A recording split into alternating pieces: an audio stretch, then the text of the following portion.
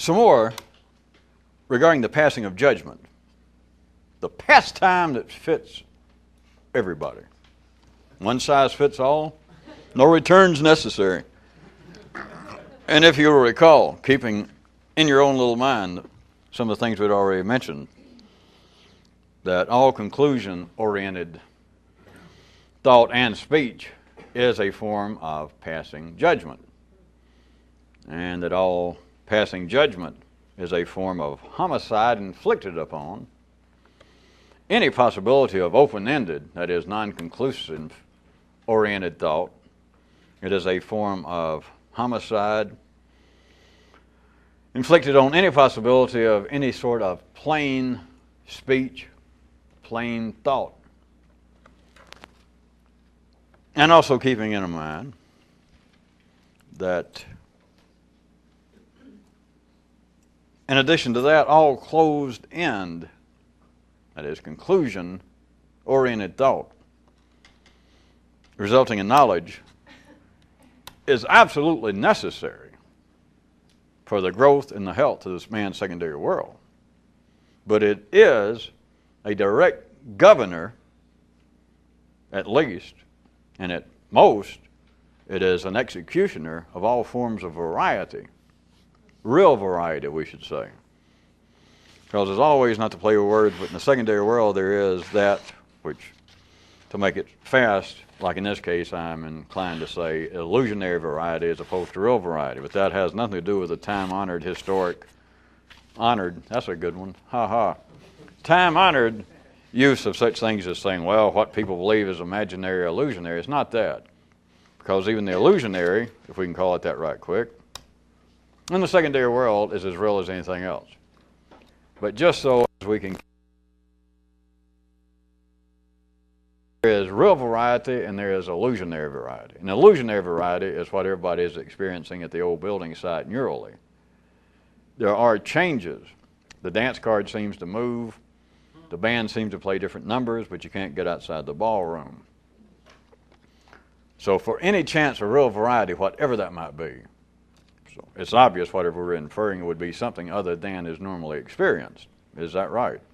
I believe you have that much, all right.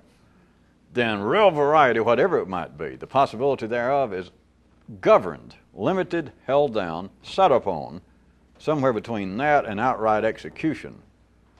Real variety is so done in, or so limited, by conclusive thought, conclusion-oriented thinking, which is necessary, though, for the growth of ordinary life. Does anybody follow? That again, the great machinery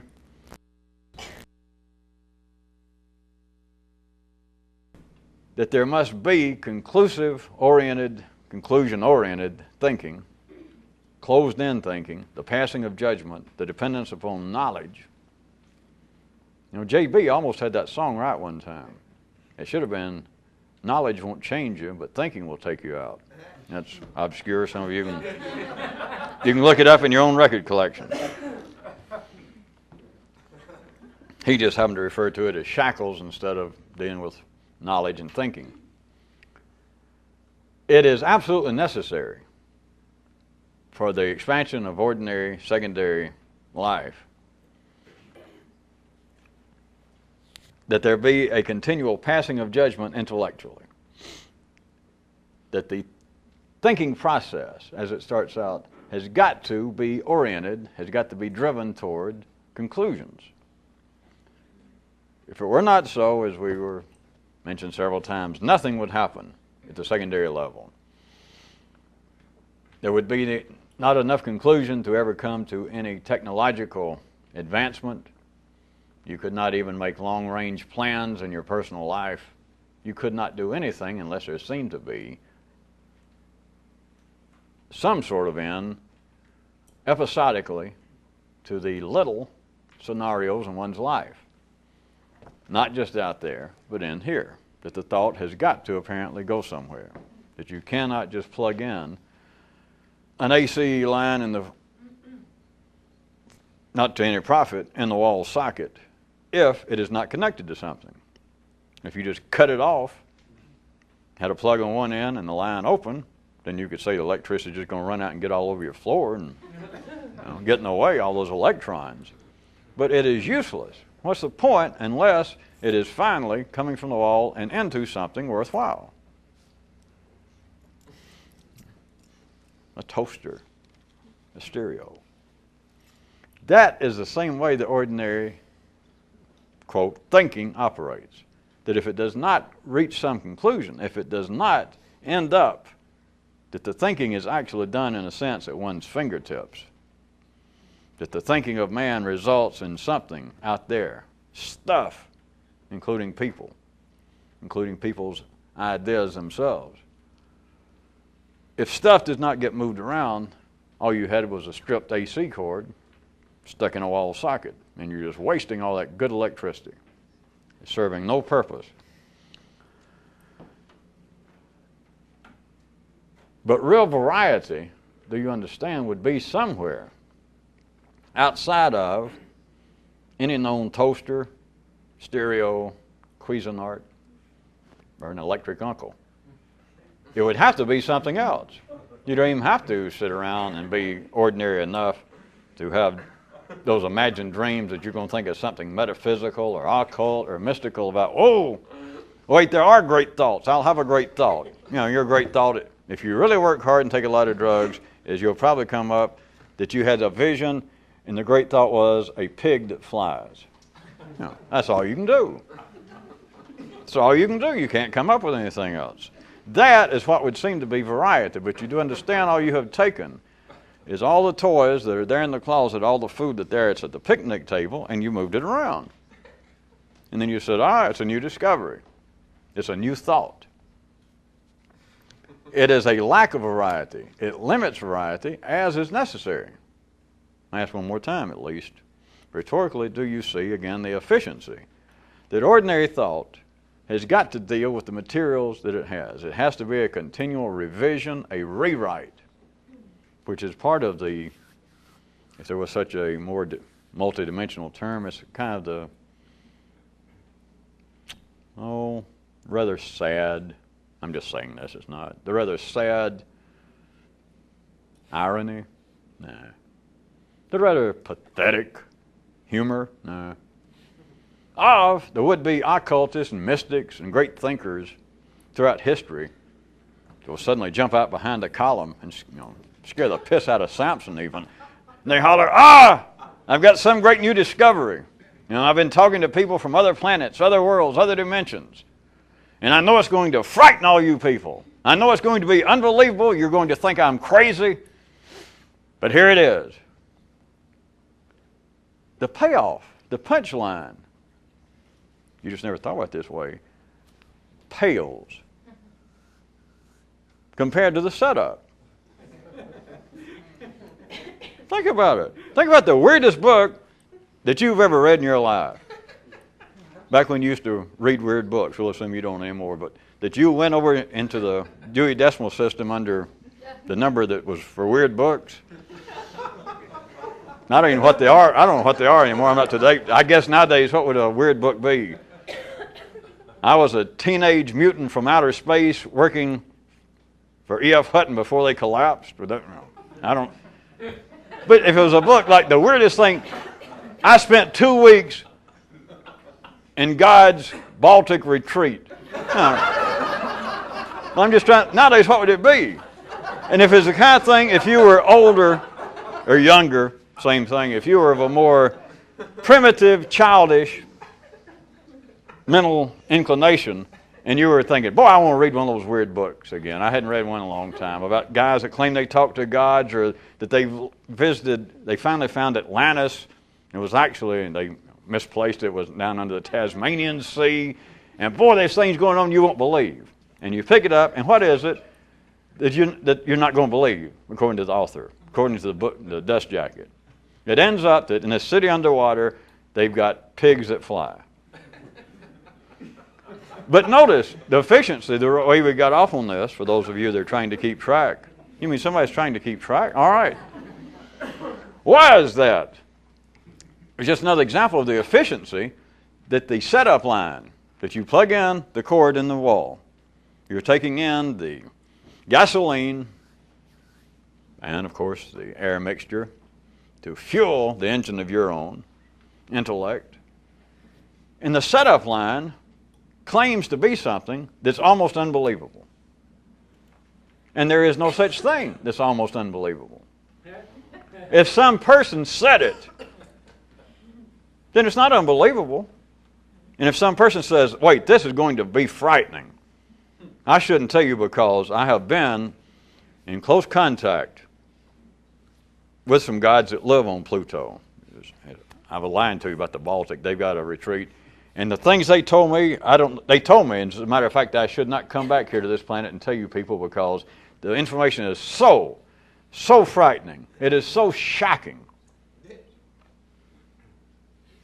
I kept trying to think of something weird. You know, there's one weird in your lifetime. I don't know how many of you saw it. It keeps popping up. It's an old story under other versions.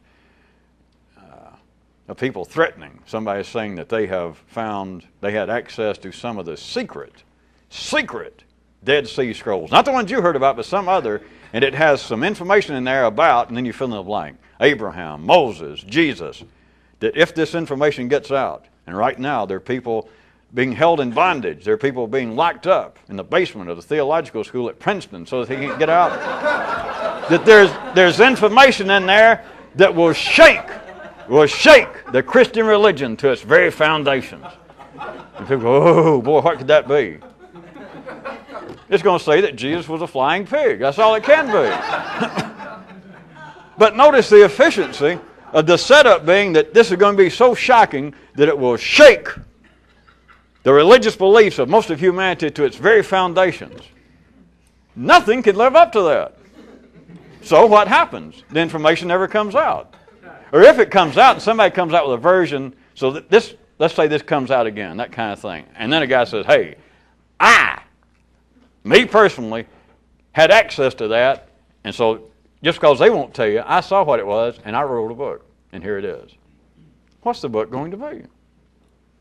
Nothing can live up to it. And so when the book comes out and somebody reads it, it gets reviewed, and people go, wait a minute, that's not what it was. And then the ones that started the first story say, we could have told you that because he didn't have access to the real stuff. He just made that up. He guessed. And so you see you have floating throughout history under all forms, all kinds of guises, all kinds of stripes, the story, the belief that there's secret information, there's secret conspiracies. There's something being held back from man, or there's some information that came from these other sources, and some people know it and they just won't let it out. And then somebody says, throughout history, it's always time somebody says, that's true. What you people heard, that's true, but I did have access to it, and here it is. And they tell you what it is that's shocking, that they've been trying to hold back, and you hear it. I'm using you and they and all this generically, and you hear it and you go, well, Jesus, what a waste of time. That's nothing. And then the other people, or some other people say, well, we could have told you that because he doesn't know. The real stuff you still ain't heard. And you go, well, come on, let me hear it. Nobody ever hears it. You don't see the efficiency?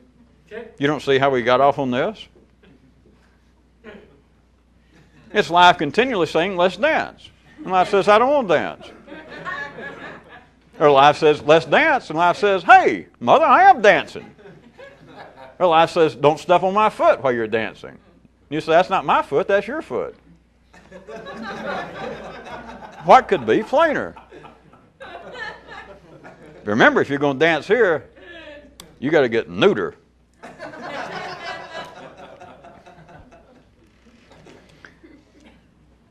The rearrangement of everything on the picnic table, the playing around with the different toys in the closet, which of course helps that it's dark, because you can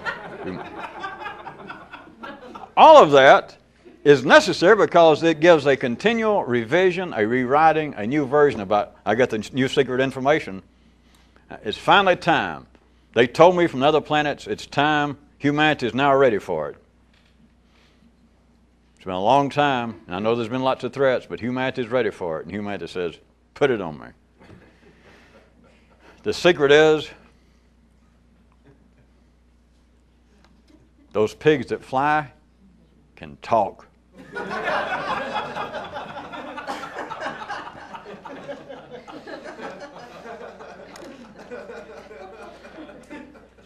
So it appears to be new information. Now I say appears, you begin to see why I do things, and you should be by now going quotation marks and apparently, because it's not new information. And it's not a change, it's not variety, except that's all it appears to be. The setup always says it is. The setup to every joke, the setup to every generation, the setup of all episodic thought on a large level of humanity, like a community level, a city level, or an individual level. The setup always, and it's not just out there, it's not people trying to put one over on you. Well, if it is, you're putting one over on them. Okay, so much for conspiracies if you didn't follow that. That is ordinary conspiracies.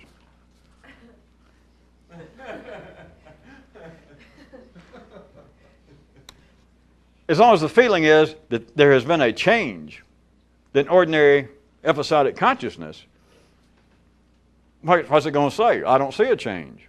And then your own thought process can say, well, that was not the change that was needed. It's like the secret information. Well, that's not secret, it's not astounding. Well, that's not the real information.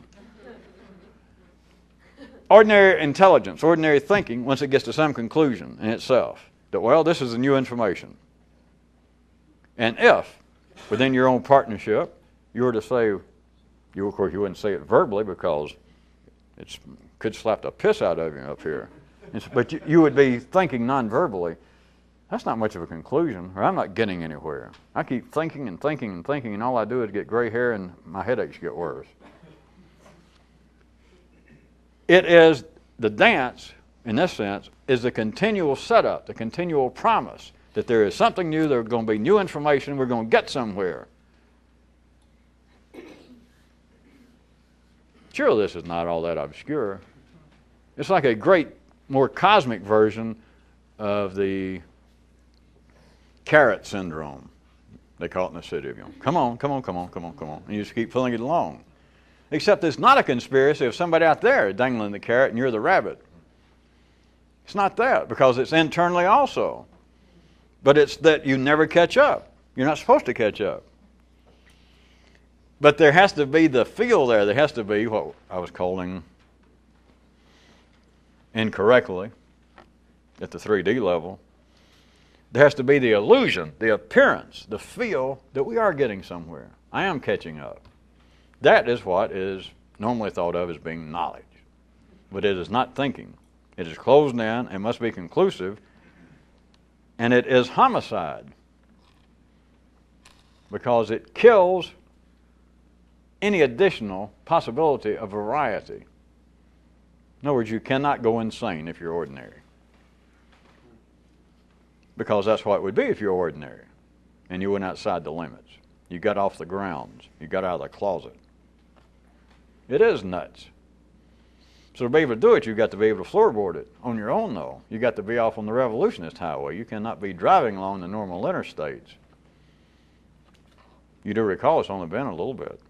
The thing is, to get somewhere on the revolutionist highway is to be, you got to go ahead and floorboard it and pass yourself in the car up ahead.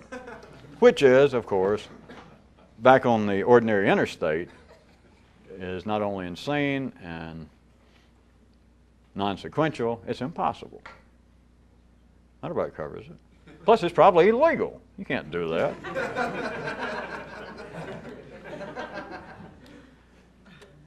But if you stay behind the car in front of you, in which you are riding, do you understand you can't get anywhere? There's always the promise. It's like in the back window of that car, they're always holding up saying, or for those of you that like dirty tricks, up in Tennessee they used to, somebody get too close to you, and you go in real slow, and you turn your turn signals, I don't know what they do anymore, to show the car behind you around a sharp curve that it's safe for them to go around so they're in a hurry. And of course you wait until there's a truck coming, then you turn it on so that they pull out. That's one version. But life wouldn't do that to you. Pardon me.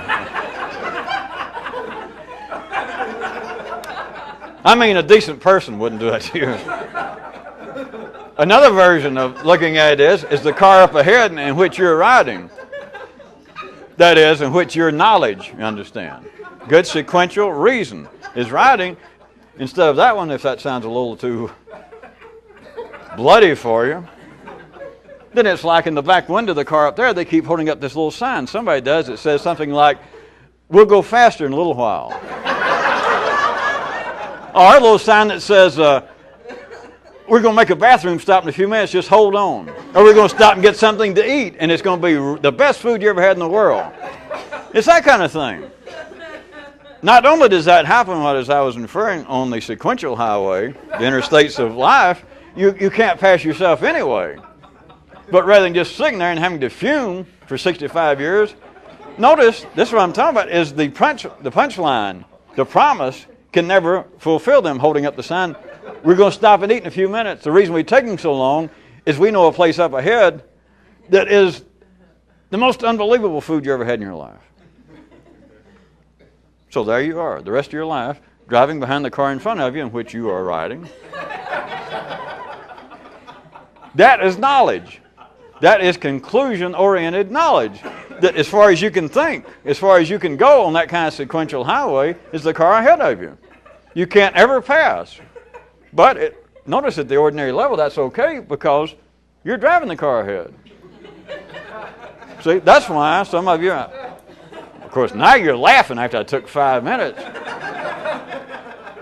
Was back to the original notion that about the only way to actually get anywhere on the revolutionist highway is you've got to go ahead and floorboard it and pass yourself in the car ahead in which you're riding.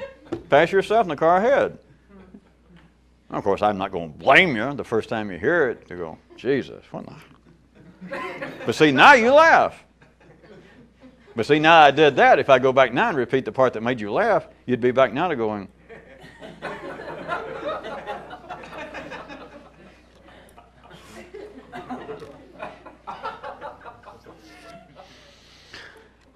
There is no variety on a sequential highway. Things seem to speed up, the scenery seems to change, but you cannot pass the car ahead in which you're riding. You cannot pass knowledge. You cannot pass that which you think. If you did in some way at the ordinary level, it would be insanity. It would be a wreck. It really would. And they would have to lay you down in a room, take away your shoelaces, not let you shave. It would be a kind of crack up. It would be a form of an accident, a wreck. Because you cannot pass that which you know. Not just you individually, but notice the nervous system of man is why there is this continual carrot held out, this continual promise that, hey, we got a new joke for you. This is life. If you like jokes instead of secret knowledge, it says, I got a new joke for you. Maybe it winks, you think, hinting that within this humor is going to be some sort of great, finally, metaphorical story, the secret. And so life gives us, and it starts. And it's kind of like life says, have you heard this before? And you go, no, because you haven't. It sounds different because life, part of the setup is that life says, here's a joke you never heard before. And then you think that nobody else knows, but you think that life kind of went wink, like there's going to be something in the midst of this story. There's going to be a big old pecan in the middle of that date. And it says, all right, here's a story, here's a joke you've never heard. And it starts, and it gives the punch, it begins to set up.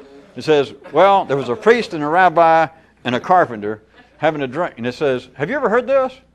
And sure enough, you hadn't, not so far. But see, it doesn't matter whether you'd actually heard those words, that there was a priest, a rabbi, and a roofer, because that doesn't matter. Life first said, here's a joke you never heard. And life wouldn't lie. That is what you think. Have you ever lied to you? No. Well, you've been disappointed sometimes, or things didn't go. But have you ever just sat down and lied to yourself? Have you ever said, look, I know you've been wanting to figure out what was going on in life, or you wondered where did life come from, or what's the purpose of life, all those good questions. You've been wondering that, hadn't you? And you go.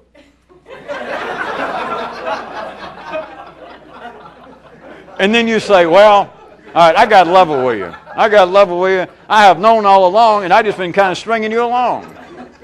Has any human, that's not put away with no shoelaces and no sharp object, has any ordinary middle of the bell curve human in life's body ever done that to themselves? And the answer is absolutely not. In a sequential, reasonable world of man, the secondary world of man, it's impossible. You couldn't even fake it. It's just not done. So don't worry just about, has God ever lied to you? Have you ever lied to you? Never. Never. It's impossible. So life says, you think, When I'm saying life now, well, you people understand by now, we're running in not 4 different directions, but we're running on 3 or 4 different levels.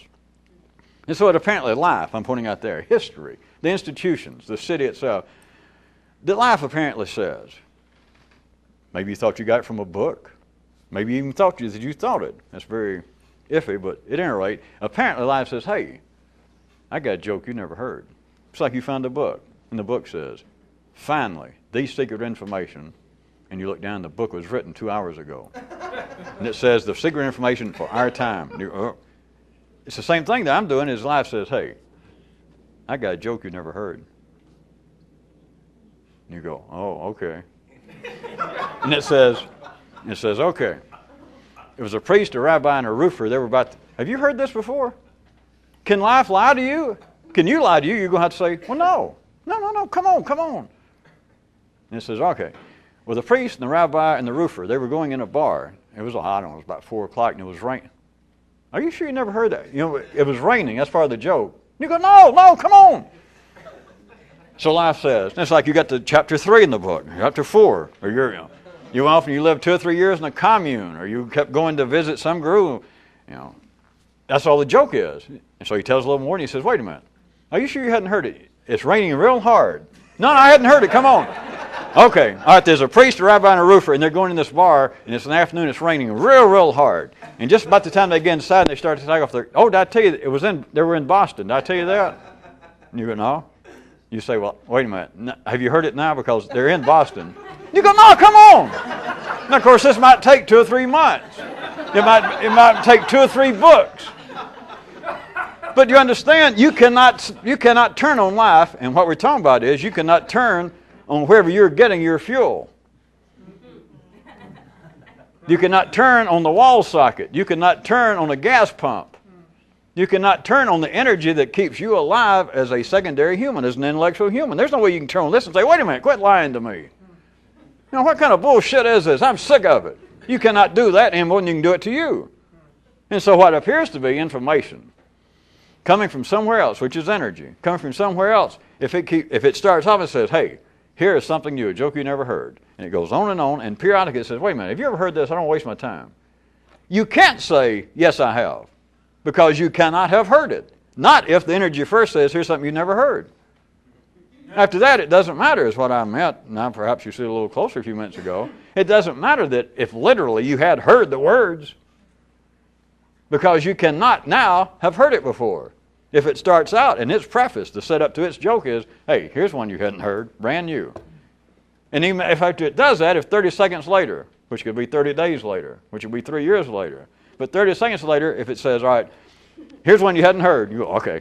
And it says, a priest, a rabbi, and a roofer, have you heard this? No. Even if you had heard those words before, you could not say, no, I hadn't. Now, when I say you could not say, that is nothing at the ordinary level. It's not like, well, I didn't want to say that to life. It's none of that. You cannot do it. It would be an immediate reversal of energy, and it would short out something. It is not efficient. Life does not let that work. It's what I'm also inferring by life cannot lie to you. Unless you can lie to you. And remember, it was only a couple of minutes ago that most of you, in your own little laughing way, understood that that's true. I can't lie to myself. Ordinary people do not believe that. If you tried to say that, people would say, in fact, that that's the basis of most people's stress in their life, their psychological problems, is that, in fact, we do kind of lie to ourselves, or that unconsciously we still think things that we're trying to... Yeah, it's impossible. If you can lie to yourself, you're nuts. I mean, just talking about in the ordinary sense. I'll save you some money. Don't go and pay a psychiatrist. You're nuts.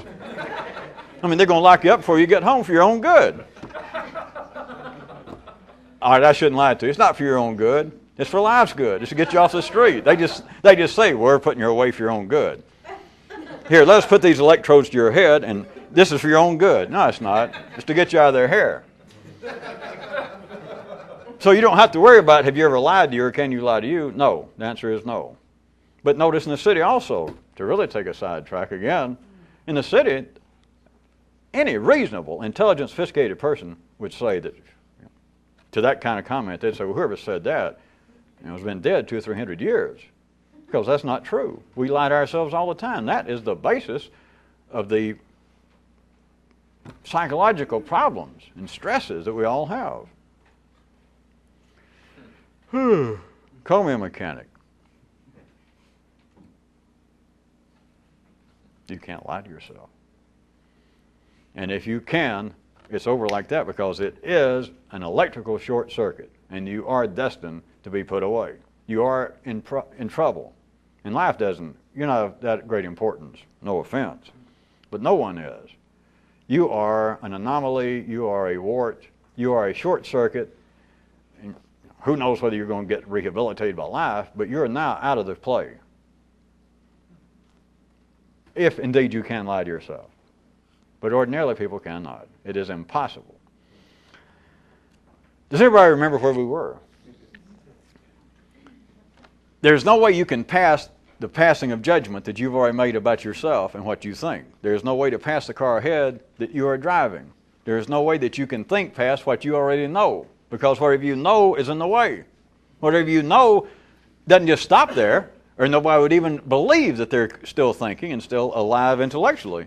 And so what happens, the knowledge ahead keeps holding up these signs. Now forget about we're going to stop at a restroom or we're going to get something to eat. What they're saying is they're holding up revisions of what you already know.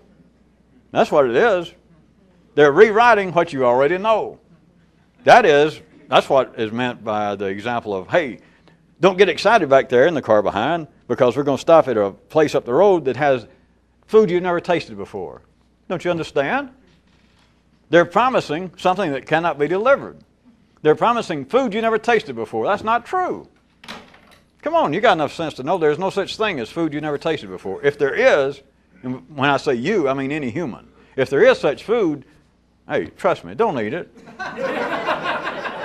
If we've had all these thousands of years of humans have played around with all kinds of food, if indeed life could or somebody could, the car ahead could say, hey, here's some food that nobody's ever had before. Just trust me, pass. Say, I'd love to, but I just ate. So there is no such thing. There is no place up the highway that's serving food that no one's ever tasted. That's the setup for the joke that's not funny. That's the promise of information that's going to be brand new, which life cannot deliver. Now I'm saying life can't deliver. Remember the dance, it takes two. It's that if life, which of course it can, but if life at this level could deliver it, you couldn't hear it. It'd run you off the road, or you just wouldn't notice it. But there has to be the promise that you can get past conclusions. You can get past knowledge. Aren't you still moving along? I mean, here you are, 40. The rate you're going, and you've lived 40 years. You're not the same as you were 10 years ago, no. And look over there, your family has a pretty good record of longevity. You'll probably live another 20 or 30 years, yeah. Will you be the same then? No, probably not. So it's like, well, things do them well, moving right along life's highway. But any idea that you're going to pass the car ahead is a promise, such as the promise out the back door window, them saying, hey, hold on, we're going to stop in a few minutes and get something to eat. Trust me, you've never tasted anything. No, you've never tasted anything like it. It's not true. Wherever you stop to eat is going to be at best a what? A revision of stuff you've already eaten. It's going to be a raisin and bacon sandwich or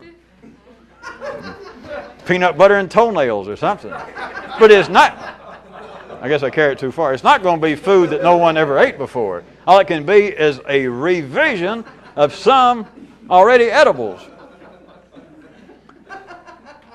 The whole idea of variety is a promise. The idea of renewed thought, the idea of brand new information is a promise. It is a promise from the car ahead, and the car ahead is not full of conspirators. The car ahead is full of you. And at the neural level, the car ahead is not full of bad information. The car ahead is not full of ignorance. The car ahead is not full of information being hidden from you. You can't pass it, but the promise is there, or nobody would drive. You understand? We're not talking about driving. We're talking about thinking. You understand that? Don't forget. Nobody would continue driving. If there's this car ahead, and here it's been going, you've been trying to pass this car for as long as you remember you were driving, which is as long as you've been thinking. And you can't get around it.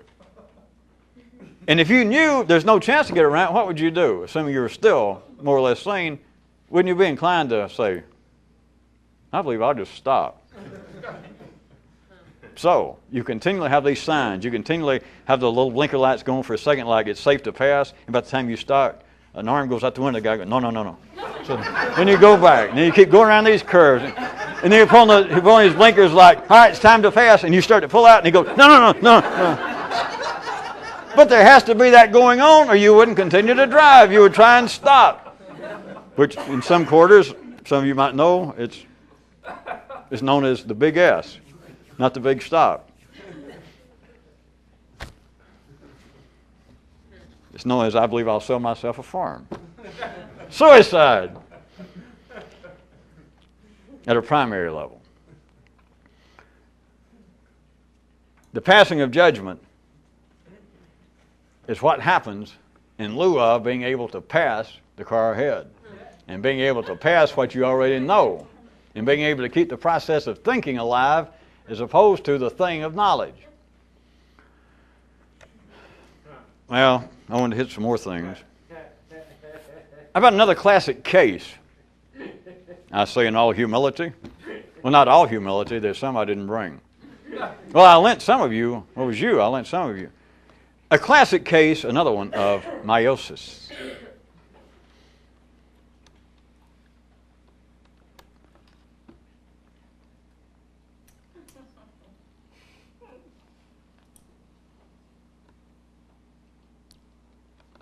Remember, we were talking about responding to questions in the passing of judgment last time.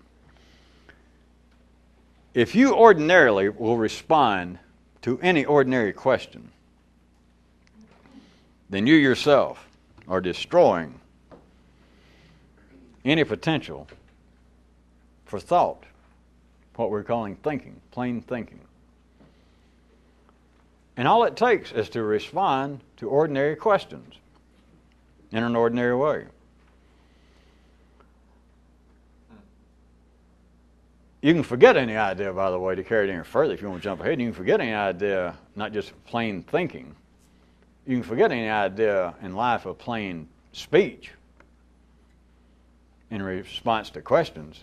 We're talking about now at any ordinary level, just at the ordinary workings of your daily city life with other people. You can forget any idea of plain speaking because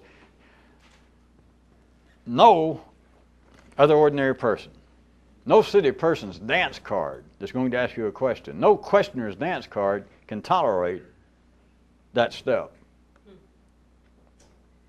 Everybody knows that. I say everybody knows that. It is the awareness of how energy works, and thus you have certain minorities in life's body, certain anomalies that don't amount to much more than the kind of rebels that pop up in literary circles, but it's a kind of thing that's been going on historically in life's body. Some little group somewhere, many times it's artists, at least it's usually somebody that can write and get noticed, and they'll say something about the problems with life, the problems with human civilization is that no one will tell the truth. And that's part of what art is. That's what my painting is, or my music, is I'm trying to say the kinds of things that people won't say to each other. Now, that sounds pretty nice if you can't think.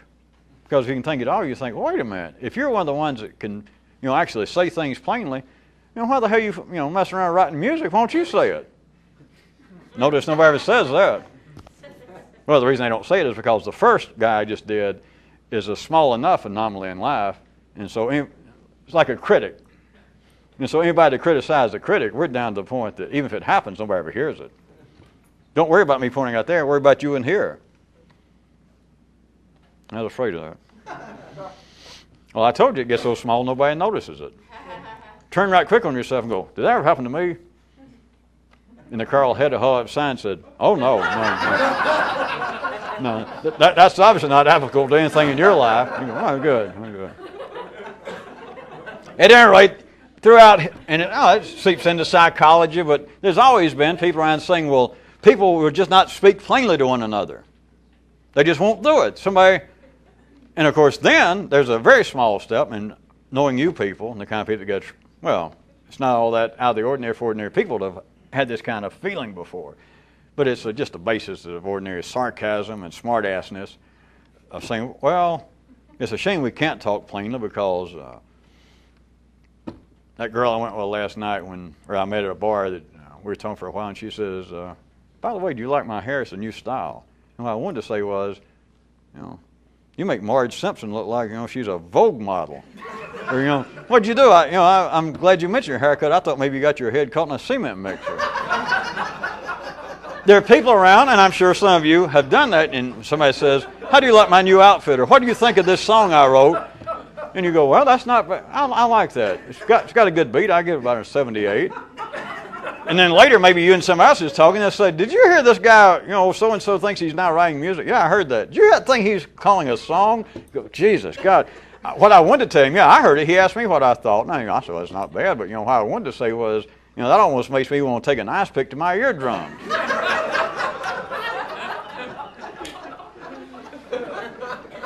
Get past the little old examples. The point is, you do understand there is still what's in the nervous system of life, and it pops out in little people here and there of people saying, it is true that we cannot speak plainly, but there's a reason. It would upset society and would do this and that. No. Not that they're incorrect to say it would upset society. Well, it upsets your society, because if you did that in your ordinary, you'd be inclined to have your head, looking like it'd been hit by 200 or 300 bees at one time. It is simply not the way things are done, and not because people's feelings are too sensitive.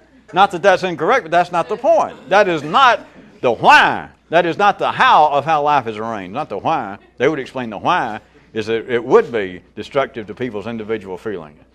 The how is that is not the proper, most efficient way to transfer energy. Plain speak. It's not that people can't plain speak, or that they're afraid to, or that they want to, or that some kind of social mores or decency prohibits it. It's just not part of the ordinary transfer. The intake, the digestion, the exhaust, the passing on of energy. That is not the way it's done. Plain speak is not telling something that's offensive to somebody. That's not the point. Plain speak is another level. It is not the ordinary operations of the intellect. But back to plain thought, if you recall where we started, that I was trying to get you to see that all passing of judgment, all so-called thinking in a way that is conclusion-oriented, is a prohibition. Now back to what I originally said. It is a destruction of any possibility of being able to think plainly. Somewhat connected with that, if you remember, we were talking about the responding to ordinary questions as being a form of passive judgment. Last time I mentioned an example I pulled out of that great old classic comic, The Old Testament. And we're pointing out further reasons. Not the book. I was just thinking about the version where I got this. The book. I read the book. Is that thing in paperback yet? Well, you remember I was doing the one for another reason, not an attack on religion and blah, blah, blah, is all you're supposed to know. But about, the great gods, the higher forces that's got, created the planet and got two people down there, and one of them's dead. And he looks down, Cain and Abel's dead, and he says, Cain, who killed Abel? Now I was pointing out other things trying to get you to expand your own vision, not about God or religion, but about the continual promises of asking questions like, would you like to pass me? Or if you'll wait, I'll let you pass me. Or if you'll wait, you don't have to pass because I'm going to introduce you to something great. Can you wait? Will you wait? Do you believe me? Would you like to hear some new information? Would you like to stop at a new restaurant? And if you respond to this, then it gets into the question I was doing somewhat crude, but about the only way possible verbally with you people last time, is to think, if you're ordinary, at first you just think, well, what kind of dumbass God is this that he created two people, I'm one of them, and I've killed my brother, this other guy, and he comes down and goes, whoa, yo, he's dead, who did it? You're asking me who did it. That is not the dumb old question.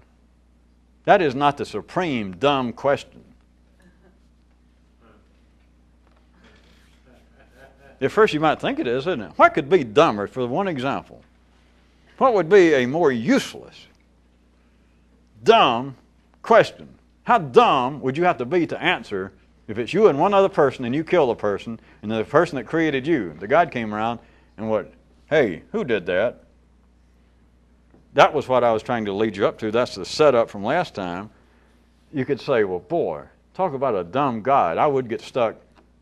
He's got to be putting me on. For him to ask, did you do that? But then, still the setup, if you were really potentially intelligent at all, you'd have to say, wait a minute. Never mind that. Why am I picking on him? Talk about dumb. I was about to answer the mother. Now that's dumb. That is not the dumb situation. Is somebody going to guess? I'm going to tell you what the dumb question, the dumbest question is. It's not, Cain, did you kill Abel? The dumb question is this one. Hey, what kind of guy are you? There is the question. That is the supremo, dumbo question. And please note, life itself. I know you think other people do, and sometimes you think you are. You think it's the sound and the smell of the exhaust in the car ahead, which is your own thinking, going, what kind of people are you behind us there in that car? I know you think that it's other instigators, if not catalysts, trying to get you to say, well, I'll tell you the kind of guy I am. It's life continually asking this question. It's just hiding. It is still back playing the ultimate Jim Henson. It is life continually asking you, hey, what kind of guy are you? Now that is the greater reality, even with the story of the God saying, Cain, who killed this one other person on the planet? The greater, expansive, energetic insight into that is it's then the question being presented, hey Cain, what kind of guy are you? That is the ultimate, that is the cutoff, dumb line question.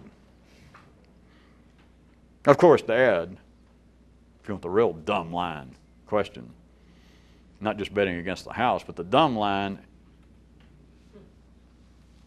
is, well, I'll tell you the kind of guy I am. Don't ever look somewhere else about how dumb would somebody want to know what kind of guy I am in the full sense of the word. Oh, that's dumb enough, I guess. I mean, that's the best you can do if that's all you can see. But that ain't dumb. Forget about a dumb God that would say, did you kill the one other person on this planet? Who did that? That ain't dumb. I guess that's probably dumb enough for New Jersey or Alabama or Oregon. But that's not dumb. Dumb is thinking how dumb the question is, and you're about to say, well, now that's dumb. And of course, by dumb, I am now upping the stakes to some out of the ordinary potential of you trying to think in a way, of you trying to take in and process energy that's not normally available. And that's all I mean by dumb, of course. It's not an attack on life or people. But dumbness is to think, well, I'm still convinced what I want to do, by God, there's no doubt about it, is I want to get to Kansas City. And you're continuing to go right down the road, and all you had to do was glance around, and the signs keep saying, Pensacola, straight ahead, Pensacola, straight ahead. And you're whistling, even to yourself, going to Kansas City. And you could say, if later somebody jumped in your car, some troll, or at least the spirit of a troll, jumped in your car and said, do you realize that all the signposts along the way, that one, yes, says Pensacola, pointing ahead? What would you do? Being an average, intelligent person, if just for a second it struck you that something could be afoot here, you blame the sign. What a dumb God to ask me who killed Abel. What a dumb sign, what a dumb piece of information to tell me that I'm on the way to Pensacola when I want to be on the way to Kansas City. Well, it's obviously the sign's dumb. It's obviously the information's dumb. It's obviously the setup to the joke is dumb. Because the punchline's not as funny as they promised me it would be. What I got out of the book, I got to the last page, I couldn't believe it, and it said, the end. No, the end? Then you want to turn back and read the introduction again, forgetting the Chi root that pointed out that there's secret work afoot, that somebody writes the introductions to all books. They don't worry about what's in the book. They just worry about the introduction, the promise. And part of the promise has got to be, they got to know just enough about the book to promise something in the introduction that the book's not going to deliver. That's the point. It's not a conspiracy. It's not an ordinary conspiracy. So you got the fini, the end, kaput, and you have to turn back to the intro or you look on the dust jacket that says, the very book you've been dying to read about such and such. You go, yeah.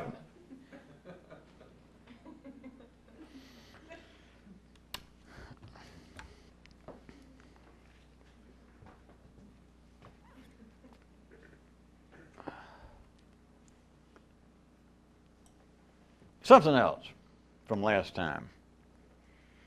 We're talking about passing judgment, and it was noted that the passing of judgment, first time we used the phrase the previous time that we were talking about it, and it was noted immediately that it was not necessarily limited, even specifically applied to questions of morality, which is what much of ordinary intelligence would initially think when it heard the term passing judgment. You'd be inclined to, is why I took a little time to point out that it is not limited to some moral areas. But now that you've had 48 hours to ponder that if you wanted to, let's be a little more specific and note that although the passing of judgment is not limited to questions of morality or areas of morality, notice that it is the optimum feel of pleasure and confidence. And do you know why? Some of you think you already guessed why. Well, you guessed why just on the basis you heard it and you went, yeah, that's true, because you recognize the correctness. But that ain't knowing why. I'm going to tell you why. Well, of course, I'm not going to tell you why, but I'm going to tell you why. The passing of judgment, in a sense, in a moral sense, not a religious or a specific religious sense, but in a great moral sense, the great feeling of certainty, that kind of righteous bile that seems to kind of slice a little bit in one, makes you stand a little taller, and the hairs in your nose straighten out a little bit. And your voice, perhaps, at least drop a few notes so that you don't sound like Pee Wee Herman. Yes, I'll tell you what. Suddenly you've got at least the appearance of being perhaps a real man. Assuming you're not of the style persuasion to start with, which I'm. The thing about passing judgment specifically, in a sense, that would seem to be, in the widest possible use of the term, moral, is this. It requires no specific intelligence, experience, or insight.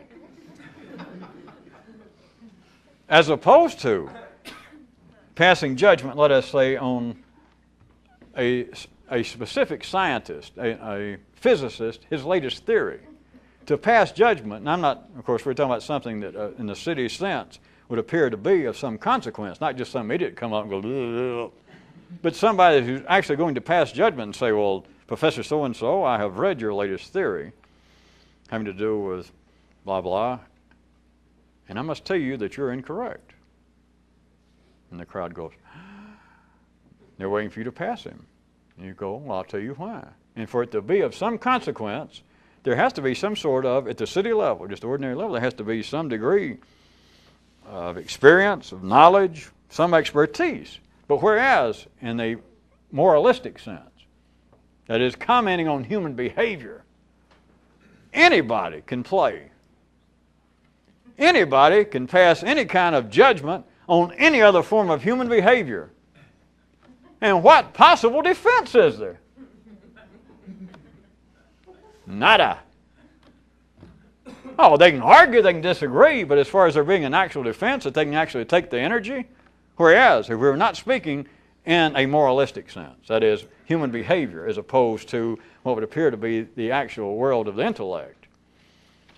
If you tell Dr. So-and-so, well, I've read your latest theory having to do with the some aspect of quantum physics. I've read that, and I'm going to tell you, my judgment is you're incorrect. And he says, well, let's hear it. And the crowd says, yes, let's hear it. And so you give your judgment. And the crowd either agrees or disagrees. We're running out of time, so make it fast. You understand. They either go, well, your math is wrong, by the way. And you go, uh-oh. Or they go, huh, wait a minute, this puts a serious, questionable light on his theory. You know, we're glad to hear this. We'll have to consider this further. In other words, for it to have some validity, for it to have any viability, passing judgment intellectually requires some knowledge, some experience, some expertise in what you're talking about. But whereas the doctor gets up and he presents his theory, and we get away from that and it gets into in the area of morals, and somebody stands up and he says, Dr. So-and-so? And he says, yes, I'm taking questions. The man says, I understand that you've been sleeping with a couple of Boy Scouts at night. And I say, shame on you. I'm not going to believe any kind of new theory. I don't care whether it's in physics or mathematics. Not from somebody taking advantage of poor little Boy Scouts. Shame on you. Now, he can deny it, you understand, but you hear what possible defense? You cannot stop the passing of judgment. You cannot reverse the flow of energy in the same way that you could if a man gets up to the doctor and says, your theory there on the blackboard, your math over in such and such area is wrong. In a sense, you have reversed the energy because let us say that he or somebody in the audience, somebody on the panel goes, by God, you're correct. Oh, my God. Well, back to the old drawing board. In a sense, you have reversed the energy. In other words, there is a defense. Or if he says, no, I heard what you said, but you're wrong. Look, it goes blah, blah, blah, blah, blah. And the guy that made the judgment goes, oh, I'm sorry. I thought that was a 7. Oh, you're right. So in a sense, you can stop the flow. You can reverse it. But what possible defense is there? Remember that I'm trying to show you why. It is the game that is so popular that everyone can play of passing judgment in the moral sense. Not religious, and it doesn't have to do with sex. All it has to do is be involved with human behavior as opposed to an absolute abstract world such as math or physics. All it got to do is be human behavior, and that's when everybody feels like that they are Jimmy Swaggart or the Pope or your own mother going, oh, or some old teacher. As long as it's a passing of judgment on the basis of human behavior, that's the feeling. Because people can't explain it, but you know there's no defense. You can stand up, and you don't know anything about math. You just want to do something. And so the doctor says, well, that's all I have to say about my theory. I'll take questions now. And a few people question him about his theory and his math, and then you stand up and say, I got a question. He says, well, what is it? You says, are you still sleeping with those Boy Scouts at night? Now, understand, he can deny it, but there is no defense. Not in the sense, the defense that he says that you snap and you complain about his theory, the math, and he says, well, you're wrong. My math is correct. And if he is correct, and that you misread it, there's the defense. You understand? In the world of the intellect, the defense is what they call the truth. But in human behavior, there is no truth. So there is no defense. You can stand up and he say, what's your question about my equation? You say, oh, fuck your equation. I don't know how come you're still fooling around with Boy Scouts. He can deny it, but there's no defense. There is no defense with the passing of judgment in a moral area. And that is why this feeling, that is why, as all of you should know, forget God's talking to all these ministers and anybody. It doesn't have to be just religious, but anybody involved with the passing of judgment on human behavior, a psychologist, a psychiatrist, just ministers and priests, they're the great ones. What is it? Why is this attraction? Why does it seem so entertaining? Why do they seem so riveting, so charismatic? That they wave a Bible, a Testament, a Quran, they holler, God doesn't want you to do so-and-so. Oh, fuck all that shit about God. Do you know what's going on? It is an undefendable passing of judgment on human behavior. And he may be attacking something. He's hollering, God hates homosexuality. God hates unmarried sexuality, whatever it is. And let us say that you're just wired in such a way that you think, fuck all that, I don't care. And yet you'll show up or you'll listen, you're attracted, Because it's not on the basis that what the person is saying has any real validity that, well, the God said this. Even if the God said that, let's say that you're of a different religious wiring and you don't even believe it anyway. You'll still sit. And it will still affect you, but on what basis? One is enthusiasm. But what I'm trying to show you now is a little bit past that. It is an undefendable passing of judgment on human behavior. And on that basis, there is no defense. Do you hear me? I mean, if somebody passes judgment, a rabbi, and he passes judgment, and you're not Jewish, you're a Christian. You go, well, I don't know. I'm not all that prejudiced. I don't care, but that's not my religion, so I don't give a goddamn what they think. You know, that doesn't apply to me. I'm not Jewish. That's no defense. You have not refuted it in the same way that you can stand and refute the doctor's equations because of an error in his math. That's refutable. That's defendable. I mean, you can refute it if you're correct, but it's defendable if he says, no, what your attack on me, your judgment of my math is wrong. That's a 7. You must have thought that was a 5. And you go, oh, I see. It's defendable. It's either refutable, he's correct, or it's defendable. Did you say, nah, you're making a mistake. I didn't make a mistake. You misread that. All right. But if it is in an area of human behavior, it is indefensible. Do you hear? You may not agree. That is, that a Christian says, you shouldn't do so-and-so. And the person hearing it's a Muslim. He thinks, well, it may be all right for you, but I don't give a damn. That is not part of my religion. But he can't refute it. Because if you attack human behavior, there is no defense. It may not be directly applicable to somebody, and they may not get involved with a lengthy or a passionate dance with you over it, but they cannot deny it. There is no defense. Everyone's a sitting duck. That is the basis of this great feeling. And even the attraction, if you're not doing it, of other people passing moralistic judgment. It is an attack for which there is no defense. Even if you don't agree, even if it doesn't seem to be part of your battle, you're still attracted to it because it is a live energy. It is energy being passed that the other people cannot say, wait a minute, no, I don't want that. You can't put that on me. You can say that, but there is no way that you can stop it. That is the joy. That is at the ordinary level of ordinary people. And just getting, and don't look to them, you all do it. Everybody does it, or has done it. That feeling of righteous indignation. They can call all kinds of things. I'm telling you what it is. And you don't know, you've never been able to explain it. It is the feeling, without people knowing it, that you know what you're about to do cannot be defended against. That you can turn to somebody. And whether you say it, you can just look at somebody doing something. And let's say that you already, you don't have to think about this. You understand, you see somebody do something, and they glance around, you realize that they're feeling, what do you call it, guilty about it? And you know, here comes some fun. I mean, real fun. Because they look around to see, and then they didn't realize you were there, and they look up and see you. And all you got to do is give them the same kind of look they were giving themselves.